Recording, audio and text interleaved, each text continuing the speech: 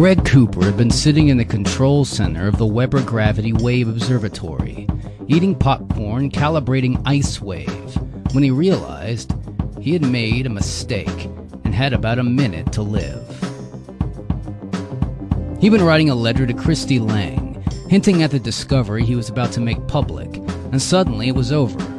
The order of magnitude calculations took 10 seconds, and told him he was a dead man. Bad karma.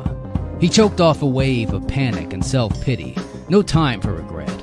He knew exactly what was coming. The portholes would phosphorescence ferociously, down converting the X and gamma rays to optical photons for a few spectacular seconds. The last thing he'd ever see. Warn the people, he thought. Get the tourists back inside. And so he opened a channel. Mayday! Anna, Mayday! Incoming hard radiation. Get everyone back on board, into the shelter, and do it now! 5 kilometers away, Anna, the observatory manager, gaped at the transmission. The real-time solar X-ray images and radiation monitor liver freed from working perfectly. It was near solar minimum, so Anna wasn't surprised to see nothing at all brewing on Sol. What are you blathering about, Greg? I haven't seen a sunspot, let alone a serious flare in weeks. Sol is asleep. Anna, the local spatial strain went totally off scale 20 seconds ago. A gravity tsunami just went by. Einstein never dreamed something this big could happen. There's a gamma ray burst right behind it. Get everyone into the shelter. My God. Marnie's out there in the shuttle. Anna wasted no time. She hit the alarm and klaxons sounded through the station and Crash Cow Hotel. Tourists dropped everything, crowded in the passageway, and headed toward the water and lead-lined chamber nestled in the heart of Clark. A middle-aged woman with blonde hair grabbed Anna in the hallway. What's going on? This had better not be a drill. We had one yesterday. It's okay. Just hurry, please. She needed another 20 seconds. Then you'll reach the control center. In the cockpit of the shuttle, Marnie Lee slid back slowly away from Clark, allowing her French-Canadian guests to ooh and ah at the view. The hotel spa was shaped like a clamshell, with ceiling-to-floor windows on the concave side facing Earth. Many tourists spent their entire time on the station savoring the sight, reluctantly leaving the picturesque window only to sleep. And the Neubauer infrared array hung 400 meters above the hotel. A 30-meter telescope anywhere is a remarkable sight, but permanently perched 35,000 kilometers above Africa, it was riveting. The segmented primary mirror glistened with a yellowish hue from its bacteria-thin gold coating. She looked down at the carbon nanowire, the space elevator cable, which snagged from the geosynchronous station to the summit of Kilimanjaro. Nearly cloud-free today, the continent was framed between the Atlantic and Indian Oceans. Marnie activated the shuttle's electron beam pointer. She highlighted Cairo, Algiers, Casablanca, Gibraltar, Lagos, Kinshasa, Cape Town. Her passengers responded with delight. She opened a channel to Ops. Shuttle 1 to Weber. We're on our way. ETA 20 minutes, over. Whichever astrophysicist was on duty in the gravitational wave telescope, he or she knew well in advance when tourists were coming. Marnie always hailed them, anyway. Tourists were a minor time sink for the scientists and techs, but their steady revenue stream was a godsend, so they were treated like visiting royalty. Of the whole crew that rotated in and out of the Weber, she most liked turning the tourists over to Greg. He was one of the few scientists on the project who really enjoyed engaging the public, and he did it with wit and charm. Kids irrationally reacted cautiously to his sharply chiseled face, his intense eyes. His captivating talk of voracious black holes, punctuated with energetic violin playing for illustration. He had them pleading for more by the end of the tour. Marnie relished his enthusiastic explanations of collapsing stars and warped space-time. The life of every star is a war between gravity and pressure. Hydrogen fuses into helium, and the helium fuses into carbon and then oxygen.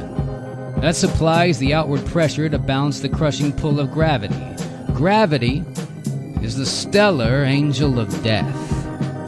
And all the while, accompanying himself on the fiddle, he usually made a scary face.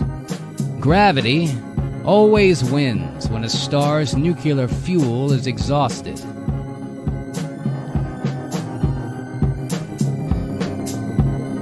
Negative, Marnie.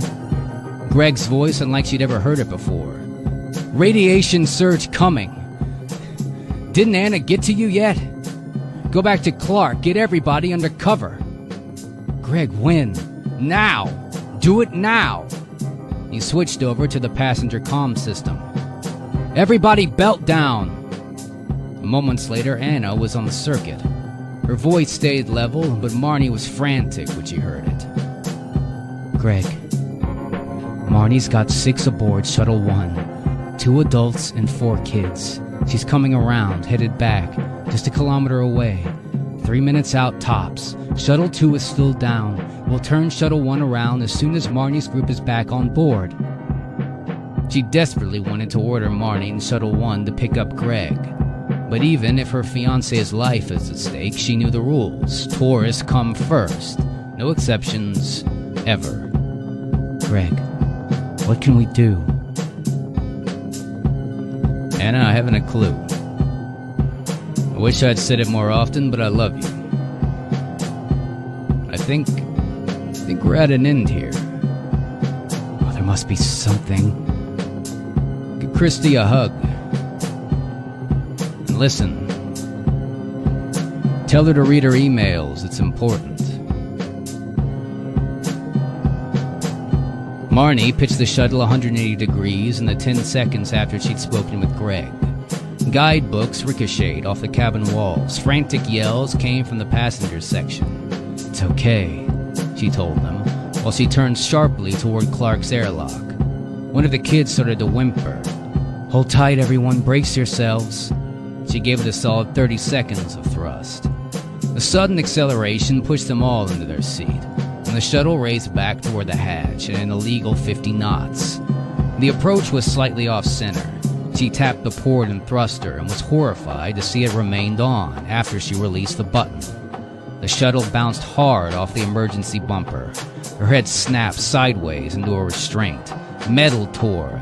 Thank God for the pressure suits. Marnie struggled to remain calm as the deploying airbags punched at her. Her youngest charge, Lisette, was screaming. The emergency lights glowed angry and red, and failed as the passenger cabin split along its main seam. A hurricane of escaping air tried to suck out her passengers. They were all screaming now. Stay calm.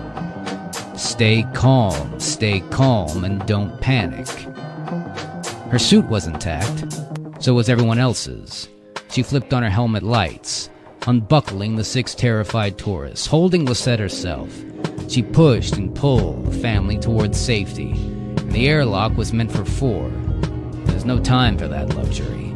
She jammed her 6 wards inside and pushed in after them. Anna's face was on the monitor, giving her a thumbs up, and the inner door closed on her arm and rebounded. She tried again and held her breath until the hatchet closed, and the green lamps came on and she slapped the emergency repressurized knob. Air flooded in the chamber. Keep your suits on. Around the corner? Don't stop. Keep going. Turn right. 30 meters to the shelter. And one of the kids tried to ask a question. She shook her head, simply said, go. Marnie watched her take a moment to look back, the wrecked shuttle. And Anna bit her lip. Then she pulled herself into a shielded station core. Greg saw the seismograph and the needle, and he saw it twitch twice, then jerk back and forth with growing fury. The oscillation surged as he watched the arm snap off in mid-swing. Pulling himself to the digital console, he read a peak strain of 10 to the minus 17 on Ice Wave, his cryogenic diamond gravity wave detector. No way. Can't be that high. It must be a major glitch. But the 100-kilometer infrometer gave him the same impossible result. Savor this.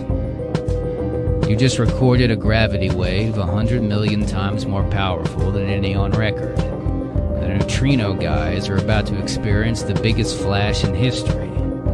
It's incredible. Probably fry half their equipment. The cold realization that other, far deadlier radiation was also coming froze the thought and turned his face chalk white. It had been over a minute since the seismograph needle had sent its warning. The radiation monitors hadn't budged. I'm not dead yet. It can't be a collapsing neutron star. Anna, he radioed. The strain is so big that it's got to be something nearby. Wait, Greg, what could it possibly be? Supernova. Something massive. Maybe a Wolf-Rayet star. The core might have run out of nuclear fuel and imploded, but the star's outer envelope runs behind the process. The gamma rays coming from the interior would have needed a few more minutes to break through the envelope. Call Japan, okay? Japan is reporting 8 hours of right ascension, minus 47 degrees of desalination, somewhere in Vela. It had taken her just a minute to reach the duty technician of the world's largest neutrino telescope, and cubic kilometers of ultra-pure water was 2 miles underground to prevent false signals from cosmic rays. Most neutrinos race through the entire Earth without being stopped, but a tiny fraction crashed into protons, generating minuscule flashes of light. Many of the Japanese telescope's trillion photodetectors have saturated during the neutrino onslaught, but the neutrino's flash is pausing with the southern Milky Way firmly in hand. Plus, minus 2 degrees is their guess, near Gamma Velorum, roughly an hour before they can refine the position. But at 810 light-years, Gamma's the closest Wolf-Rayet star in the sky. I wish that helped. Maybe. At that moment, Greg had other priorities. Okay, Anna, thanks. I have a few minutes more. When Marnie gets back, if you could send the shuttle PDQ, I'd be grateful. She was silent for a long time. What's wrong? Greg, Shuttle 1 is scrap. She added a few details as she finished sealing the shelter doors. She was trying not to lose control in front of the bewildered tourists. No chance at all. No. I'm sorry. They were on a visual hookup so she could see him. He nodded and pressed his lips together. Sometimes things like this happen. It's nobody's fault. It's okay, Anna. Thanks for trying. He pushed back in his chair as if it might possibly draw it around him to hide in it. It's not exactly my day. There was nowhere to run. He put on his spacesuit for the shuttle trip, but it couldn't protect him from the gamma-ray burst. Vela was visible through the portside hatches, and he moved as far starboard as possible behind some computer racks, tying up those loose strands of his life. He was finishing when the comlink suddenly roared with static, and his visor blazed like the midday sun. And as they suspected, it had been Gamma Velorum. The star had undergone core collapse, producing a supernova brighter than the full moon. And Christy Lang was shattered by the news from Clark, and Greg was only casually, thank God, but he had been her mentor and friend, and had provided encouragement and support 3 years earlier during her PhD research. She now had an international reputation for outside-the-box thinking, and a bit of media renown to boot. She'd concluded on strong evidence that a class of brown dwarfs, failed stars, were being used to mark black holes. They were being pressed into a service as interstellar lighthouses. It's a wild idea, of course, and like all wild ideas, it was still not widely accepted. But it would be, one day, and Greg would not be there to see it. Nana called her within an hour, although the story was all over the media by then. The director had been fighting back hysteria, and Christy had lent her strength. He had a good life, and our lives were richer because he lived. Words. What good were they at a time like that? And in the morning, she was able to get herself together and found the email from Greg. It was routine stuff. How much he was enjoying himself on Weber. How he was at the moment watching a shuttle filled with tourists headed this way. And there was a P.S. There's big news in Sagittarius. A Clyde Tombaugh special. Gotta go, more later. Clyde Tombaugh was the man who discovered Pluto. What was Greg talking about? She gave it a few weeks, and then tried to reach Anna. She was in transit on her way to Baltimore. Christy located her on the glide train and arranged to meet her for dinner. Anna could not have been called beautiful, but she was an attractive woman with blue-green eyes, and the kind of presence you associate with leading ladies. Christy was shocked by how much she'd changed over the few weeks since they'd last seen each other. Nana looked gaunt, and her skin was shallow. She was bitterly unhappy, and it showed. Christy gave her a hug. "Are you okay?" Anna shrugged. Her eyes avoided Christy, and wandered around the interior of the crab pot. It was early. There were only a few customers present. Piano music was being piped in. "I finally got all the reports. Greg got an awful dose, around 90 sieverts. 5 is fatal." Her voice caught. Tears began running down her cheeks. She managed to smile and wiped her eyes. Took us over a day to get him out of Weber. He was horribly burned, comatose. Details don't really matter. I mean, there's no need to talk about all this.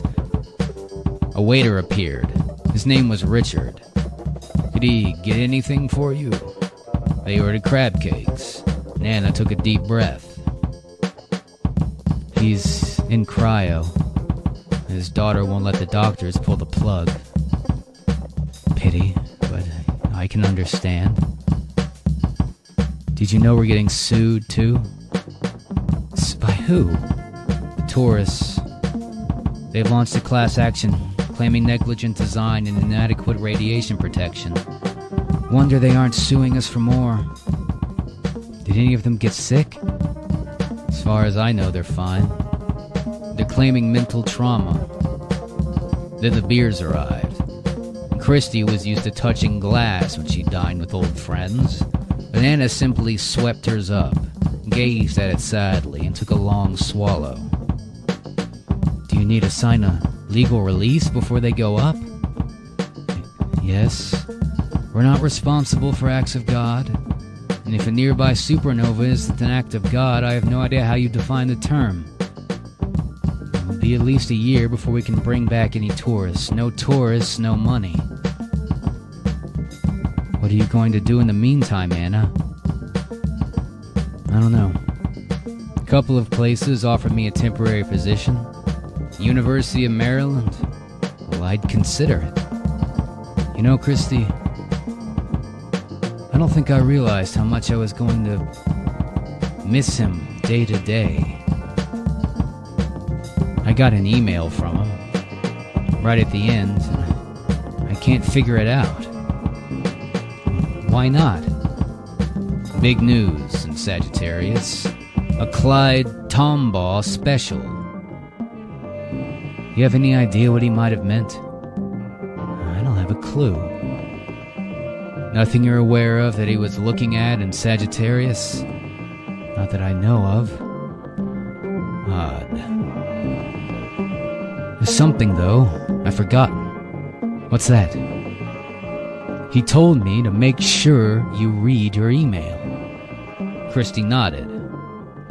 Center of the Milky Way is in Sagittarius, so that part of the sky is choked with stars. I don't know where to begin, Anna. I don't know what he was talking about. Their dinner arrived. Anna paid no attention to the food. The door opened and 8 or 9 people came in, an office party. The hostess showed them into the room. Lots of laughter, and almost immediately a round of applause.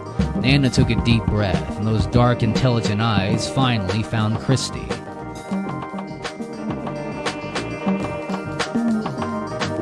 Christy went to the memorial service and said a few words trying to explain what Greg had meant to her, both professionally and as a friend. Then she choked up, as several people had before her. She listened to the minister say how Greg was one with God now, in better hands. When was it over? She flew back to Pasadena, where she was a junior assistant professor at Caltech. She resumed her work there, but it didn't take. Tombaugh had been born in Illinois to a family of farmers. Despite a limited formal education, he developed a fascination for telescopes at an early age.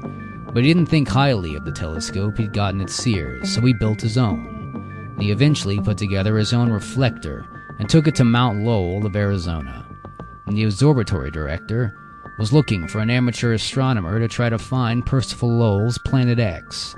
Tombaugh hunted through thousands of photographic plates, comparing the position of millions of celestial objects on successive nights, looking for something that moved, looking for Pluto. And on February 18th, 1930, he found it. She put a picture of Tombaugh on her desk, clear eyes, good features, probably in his mid-20s. What did you do, Clyde? I connected with Greg. She got occasional emails from Anna, who had taken a position of some sort in the International Space Commission. Then one evening, close to Christmas, she called. Hey kid, how you doing? Christy stared hard at the screen. The spacecraft control center logo glowed dimly over the shoulder. Anna, are you where I think you are? How did you get up there? The yo-yo tourist settled out of court, Christy. I came back up to Clark yesterday with a skeleton crew just in time. 5-month Earthside was almost killed me. Happy for me, I'm alive again. I have something here for you. Where did I put it? She pretended to fumble her iPad. Ah, yes. A little something for the holidays. Christy's iPad beeped. She looked till it had arrived and gasped. No chance I'll collect that meal, Christy. Unless you bring the crustaceans up here yourself, the next time we're on an observing run. I'm done with Earth.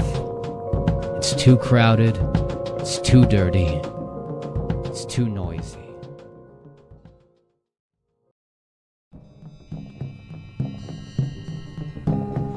Christy looked at the logs, and at Tombaugh's picture.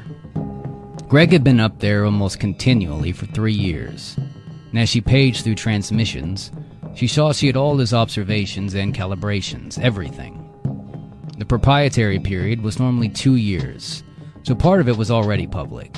Christy had long since thumbed through that, hoping to find something that would put her on the track of Sagittarius, the sighting. But the recent stuff was something else. It had been released early, probably because of the family stipulation, and Christy scrolled through the lists, trying to get a feeling for what he'd been through the past 2 years. And she discovered he'd been observing every brown dwarf in the Milky Way. My God, what was he trying to prove? He'd also observed every brown dwarf wannabe, at least in higher resolution, and he collected 1 billion spectra. A lot of the observations were of cataclysmic binary stars. She stripped through those at a file. She also removed the obvious quasar and Seyfert galaxies that masqueraded as brown dwarfs in her survey. They got her down to 20 million objects. Well, it was a start.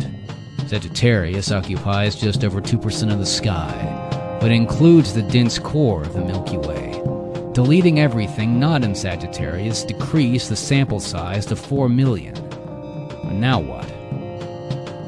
Clyde Tombaugh's photographic plates were her last hope. She knew it. The plates were taken a few nights apart, and Tombaugh had compared them star by star. Pluto gave itself away by moving nightly, relative to the background stars. Greg's reference to a Clyde Tombaugh special didn't make any sense. Only solar system objects move enough in a few nights to be detectable, and the nearest brown dwarf is 12 light years away. Its nightly motion would have been far too slight for Tombaugh to have seen. Brown dwarf surveys of the earlier 21st century should have found anything closer. Greg, what did you mean?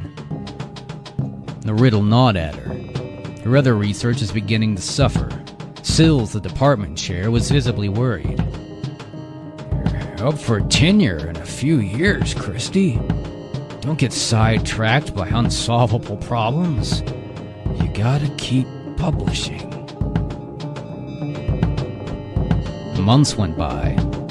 No progress, no publications. She called Anna.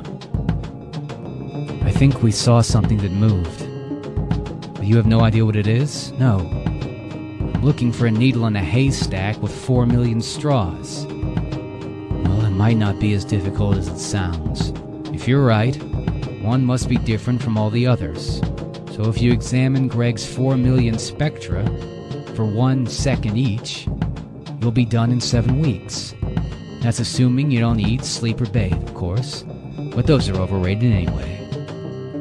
The words hit home. 4 million Sagittarius objects were an astrophysical smorgasbord. They included 12 classes of cool variable stars whose spectra sometimes mimicked those of brown dwarfs. In her original work with brown dwarfs, she needed a year to eliminate these interlopers from her catalog.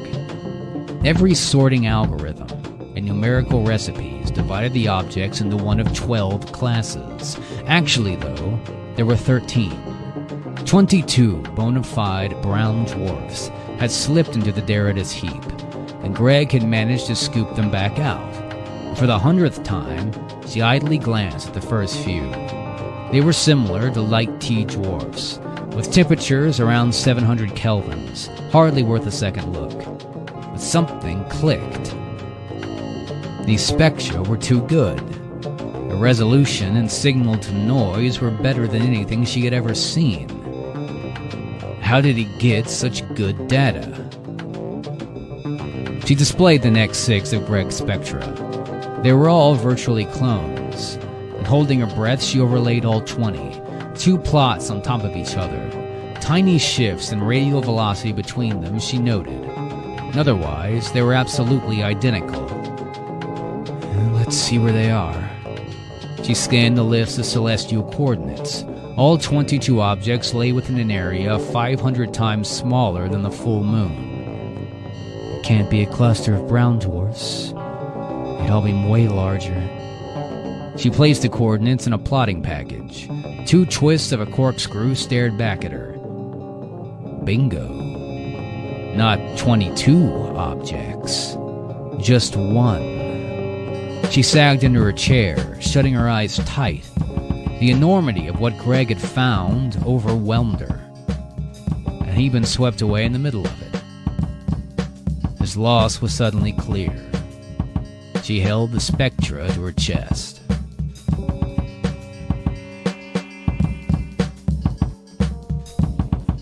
Anna was leading the effort to reactivate the geosynchronous telescopes. There's no way to confirm or extend Greg's discovery without Neugebauer. Christy called on an encrypted line. She found out he was dead. Anna listened and paled. Are you sure? Yes. I need to do some more checking, but yes, I don't think there's a question. Then she showed her what she had found, and it stunned her. Thanks, Christy. I'm glad you told me. It's helpful to know what he did. Do you need more data? What can I do to help? The radial velocities are crucial. She was trying hard not to sound too agitated, too excited. The variations were tiny. Greg must have missed them. I need a set of high dispersions, observations every 6 hours for a month. Can you do it? I'll start tomorrow. She got Niegenbauer's data accumulated on her computer for 3 weeks before Christie allowed herself to inspect it. The direct images were saturated, just as she had suspected. No wonder it's so bright. But the spectra were exquisite, and they confirmed her suspicions. She called Anna. It's what we thought. Now what? We need to access the coronagraph. The coronagraph was designed to block the glare of a distant sun, allowing its planets to be seen. Joel, Christie said. Anna nodded. Joel Diane had designed and built the coronagraph at Clark. He was on the staff at Caltech, just down the hall.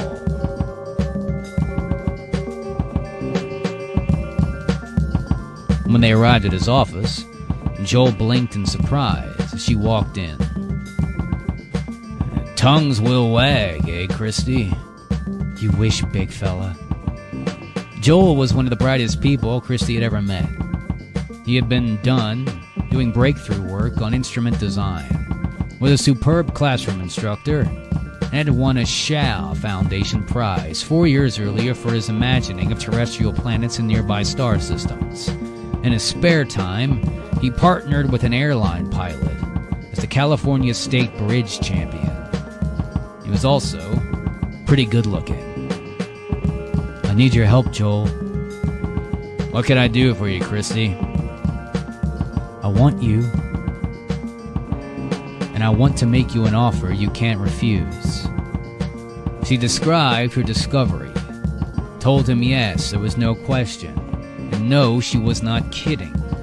She showed him the new data from Anna. He listened, looked skeptical, and nodded. Greg's work, you say?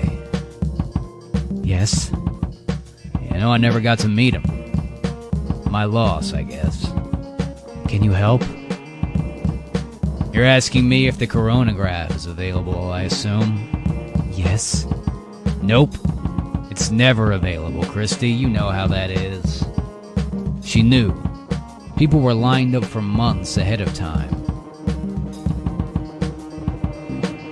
We'd have to get somebody to give up their time, Christie. I know. But you have 7 days beginning this Friday. So let me get this straight. You're offering me a junior partnership in a risky enterprise that might be in the textbooks for centuries. Well, let me think about it. I'll get back to you. An hour later, he walked into her office.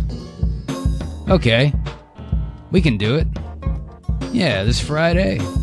Yeah. There's a price. He laughed. I'll take it if it's available. In any case, I do want to go with you.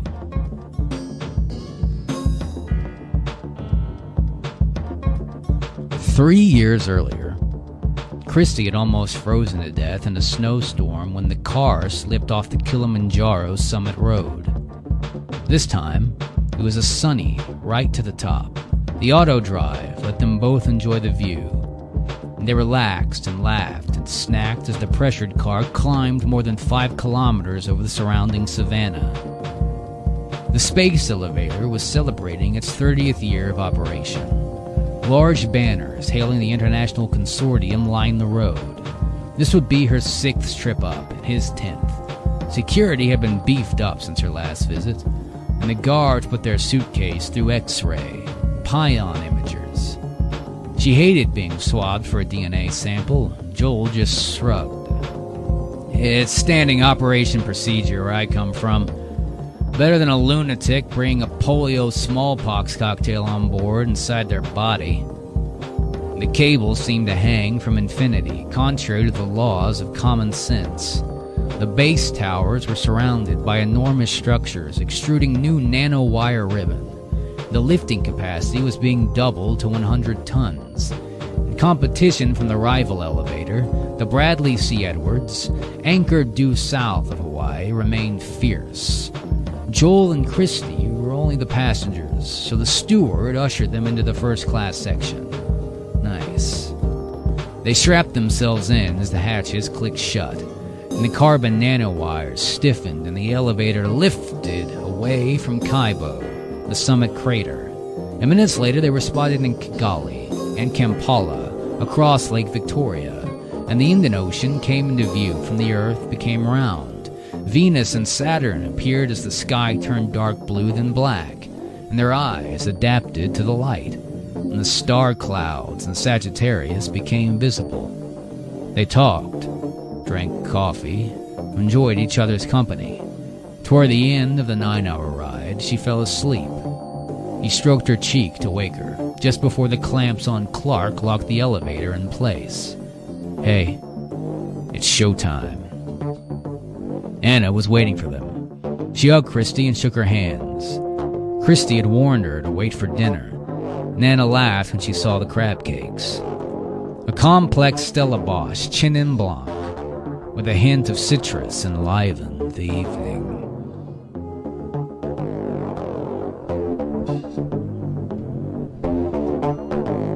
Joel has stenciled harsh mistress on his coronagraph because the sub-nanometer precision required to make it work. He'd anchored to the core of the device a carbon silicon nanorod and liquid helium to eliminate flexure. Cooling and testing the alignment was a 3-day blur of activity. The instrument was trivial in principle. It used a small metal disc to occult the glare of a star. Its 10 billion times fainter planets could then be seen. Detailed images of Jupiter, Neptune, around nearby stars were like shooting fish in a barrel for harsh mistress. Joel had built HM for his PhD, take the first resolved images of Earth-like exoplanets. A decade later, he had 100 discoveries to his credit, and all were like Venus or Mars, with atmospheres utterly devoid of oxygen. Religious fundamentalists were using this to prove that life on Earth was unique and divinely created. Nutcases. I'll need a bodyguard when I find an oxygen-dominated terrestrial world, I'll tell you that. A few months earlier, Joel had serendipitously detected 2 caress-sized asteroids orbiting Barnard's star. They were the first 2 exoasteroids known, and the precision and the precious observing time they were going to use now had originally been awarded to look for more asteroids around other nearby stars. And Greg and Christy discovery took precedence. So old Joel was going to sacrifice all 7 days of his hard-won Neubauer time to make the necessary observations. Small price for astronomical immortality, if it works. He didn't mind having a very attractive redhead, Christy Lang, feeling indebted to him.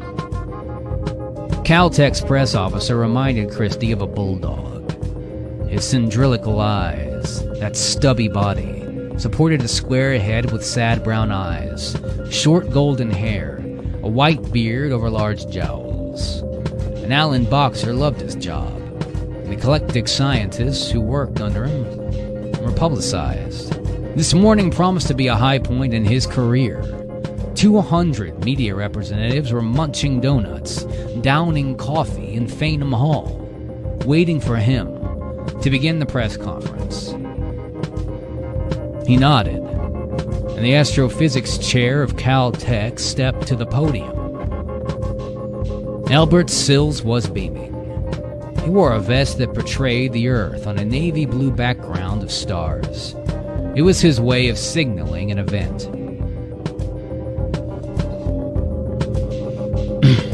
Most scientists count themselves lucky if they make one significant discovery in their lifetime.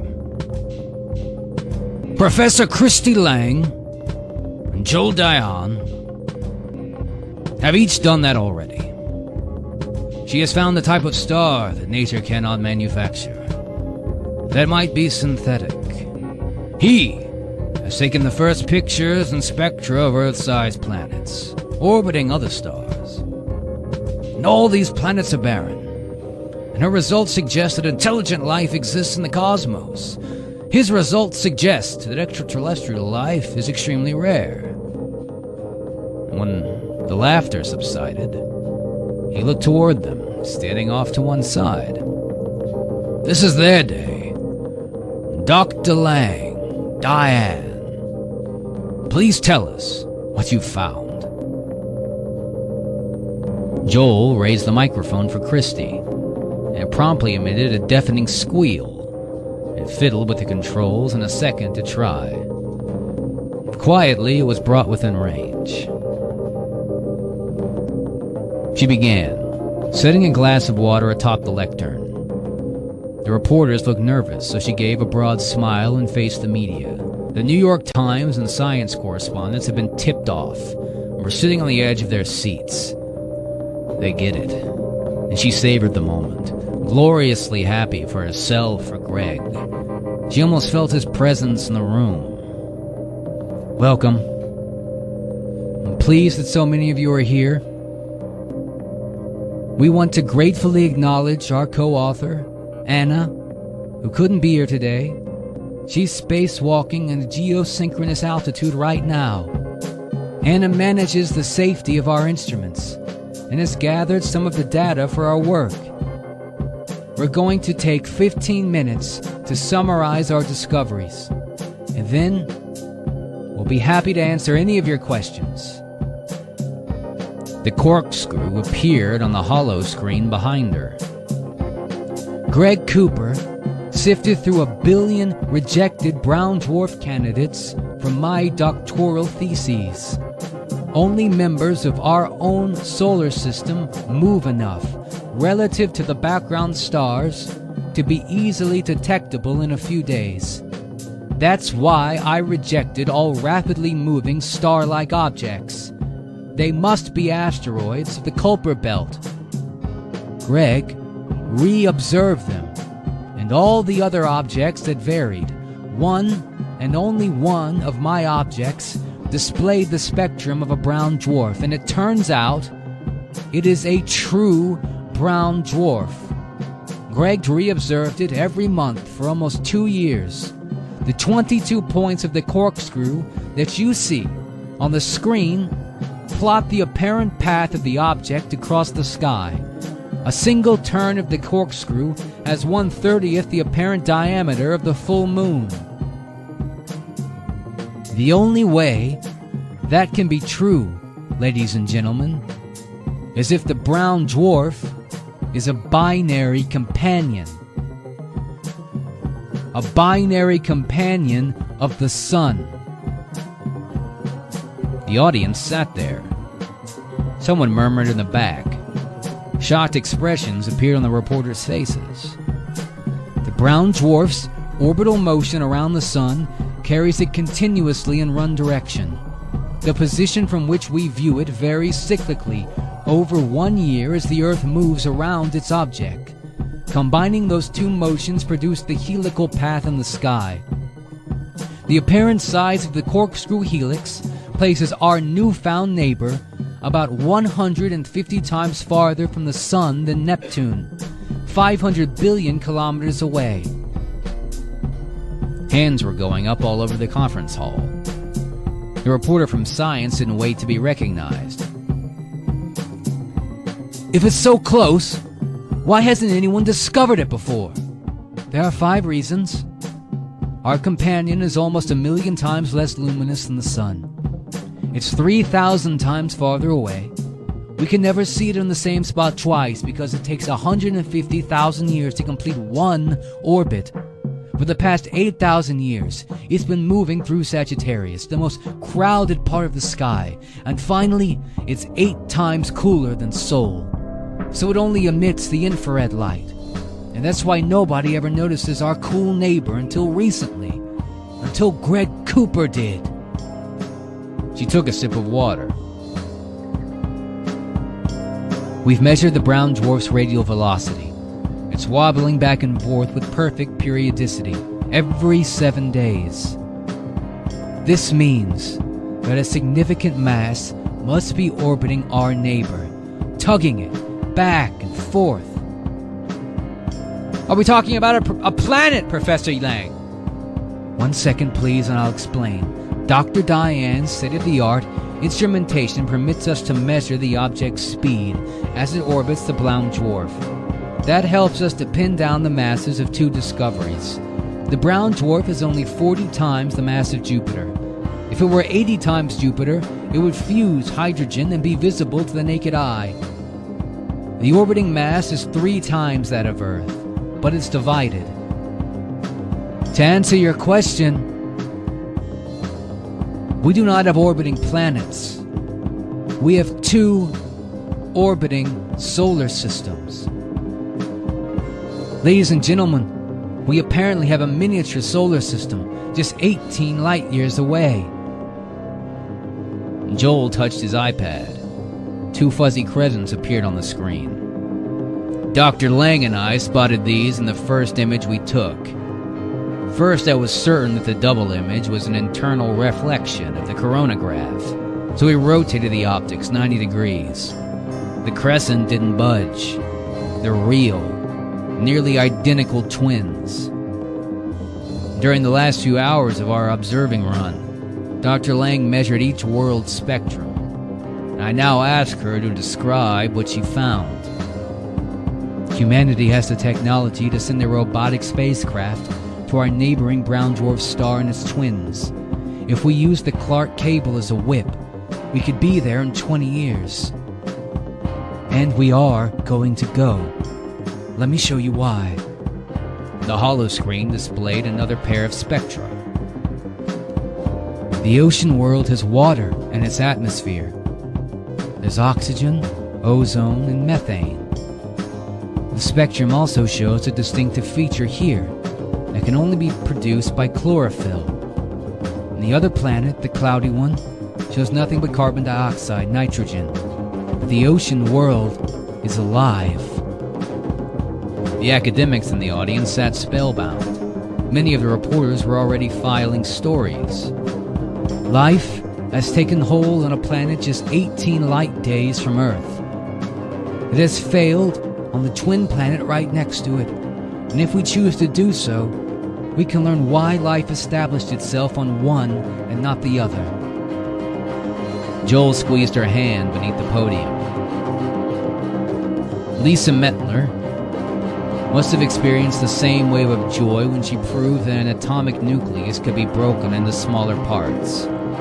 Christie had never felt more alive. Ladies and gentlemen, thank you for your attention. And a forest of hands mushroomed in front of her.